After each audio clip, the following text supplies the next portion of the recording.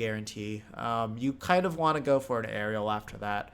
After 60%, then you can do that second clay pigeon.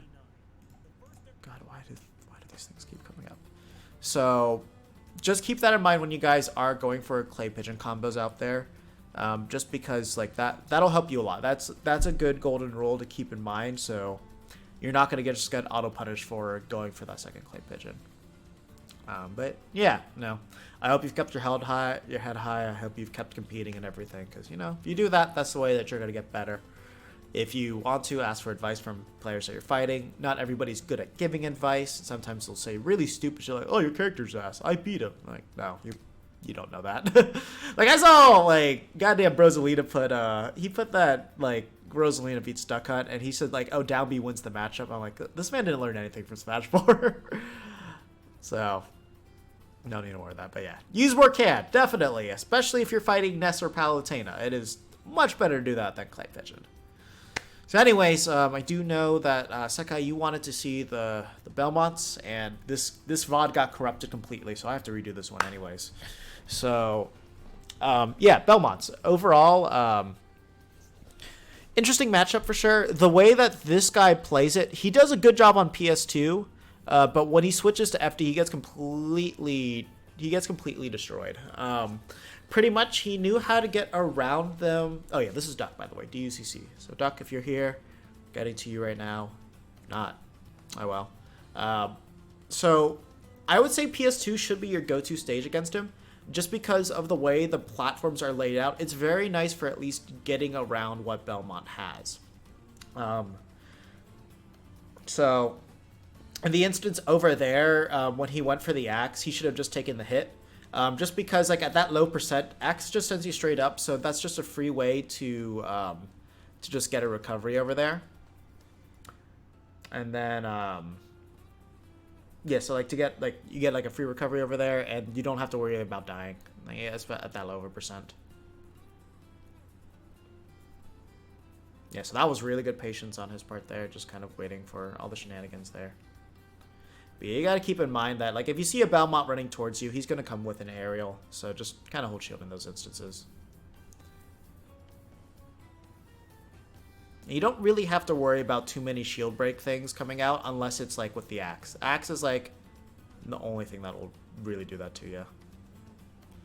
So like over there, he could have gotten a second clay pigeon. It was a little bit risky, but it was possible. And if he connected that second one, led it to a back air, that would have taken the stock.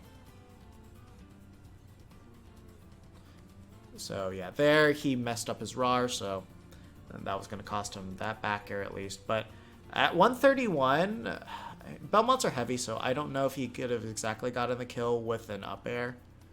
But that's what I would have at least liked to see. And like if you see a Belmont like do an up B, it's going to take him a very long time before he gets back down. So just run up and up smash him. Because like up smash is going to kill him way earlier. Yeah, that was a really good use of Nair, actually. Just because that hitbox like lasts so long, you're more likely to interrupt him.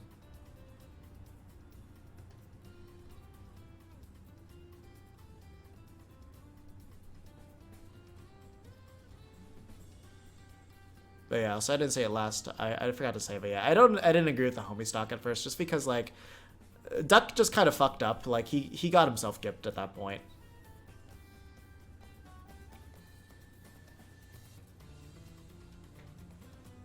Okay.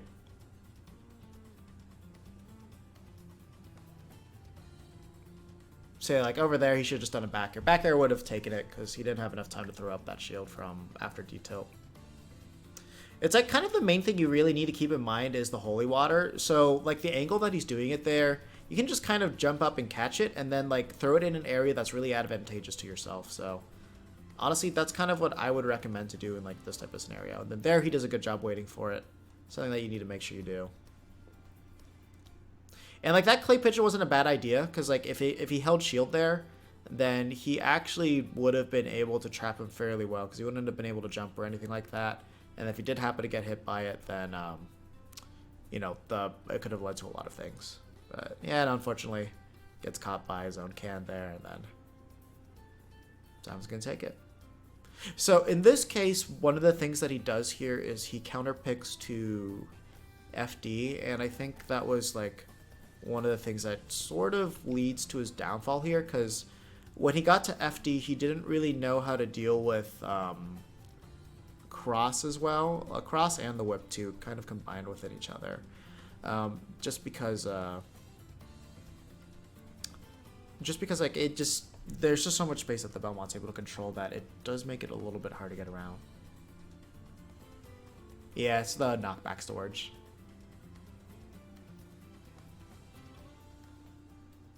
So it's like, yeah, that was a good gunman to control the air. But, like, you really shouldn't be relying on Clay Pigeon in this matchup at all. Like, over there, all he had to do was stay calm, drop down, and, like, grab him or jab him. And then he would have done all right.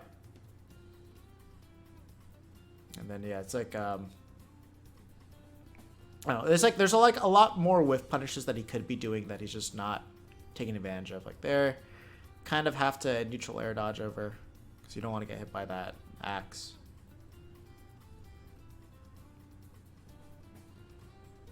And then, yeah, definitely get the grab over there so that way you can armor through the cross. Getting grabs against Belmont is super important for that reason.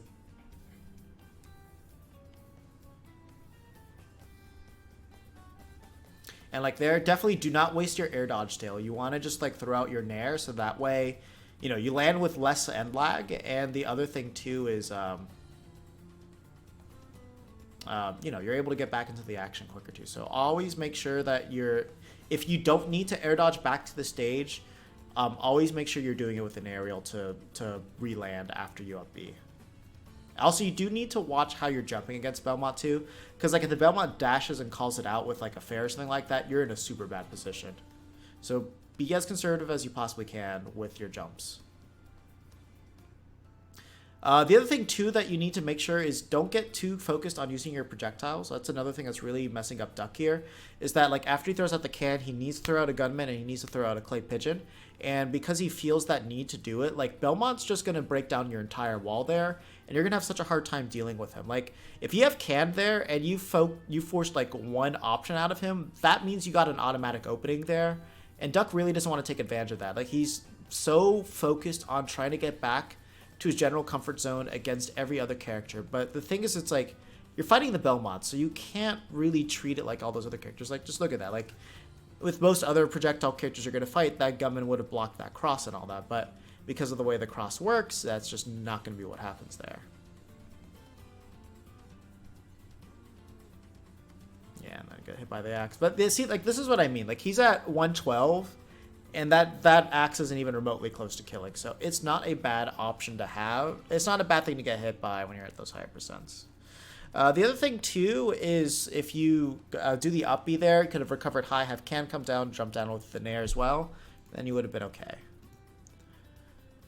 So, yeah, I mean, overall, Ducc just way too focused on using your projectiles. If you cut down on that, you'll do so much better against the Belmonts, because you had a lot of openings against him, and as long as you took advantage of that, you would have done just fine. Like, just like get that can when he whiffs that whip, then you can go in, grab him, toss him off, and then keep hitting him and all that. And make sure you're using that grab against the cross when it's returning back, so that way you don't get hit by that. Like, that's so important for the matchup. So I hope you guys do keep that in mind when you are fighting them.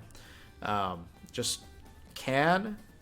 And then just like get in and then just deal with him in there. And then if you do see him, like, let's say like he full hop fares, you can throw out a clay pigeon in those instances, because he's not going to be able to do another option before he, not full hop. If he short hop fares, he's not going to be able to land and do another option. So the clay pigeon there is not a bad idea. So that way you just hit him and then you get your free punish off of that, deal that damage and lead to that edge guard sequence. So that's kind of how it goes for that one.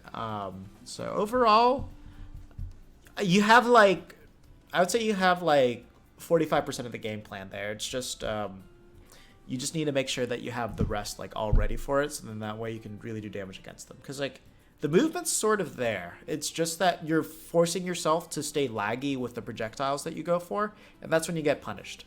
Also, you have to work on your disadvantage, like know when to throw out those air dodge. Make sure you're neutral air dodging more, because like the directional air dodge is guaranteed that Simon gets a punish just because you can't really get away from him.